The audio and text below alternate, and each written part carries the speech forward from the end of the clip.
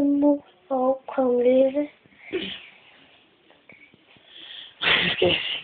Hvad synes du om bogen, Rikke? Det var svært.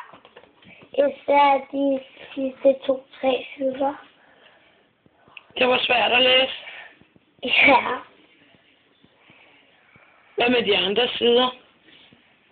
Det var lidt nemt. Man lærte, hende var himlen falder ned og alt muligt. Det var nemmere at læse, fordi det blev gentaget mange gange. Ja, fordi at alle styrene kom. Aben, hunden, kamelen, tigeren og alle mulige andre dyr. En elefant og alt muligt. Så det kunne man kende nogle par gange. Så også de løb, og de løb, og de løb. Ja, du vil gerne have nogle endelser på. Det var korte ord. Det var svært. Ja. For eksempel som den og de. Ja, dem roder du rundt i. Ja. Så. Hvad synes du ellers? Fortæl om bogen. Det var sjovt.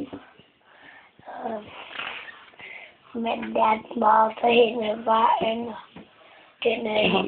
Den er lidt sværere end den anden.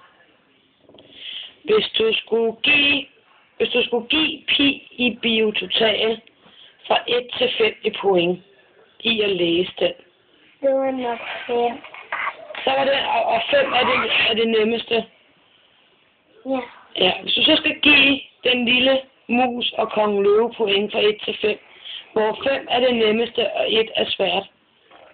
Så tror jeg det er 1. Du kunne jo godt læse den. Ja, det var måske 2-3. Ja, det tror jeg nok også. Fordi det var meget svært. Men det der var nemmere, den her var svær. Så der er meget forskel på dem begge to. Okay. Ja.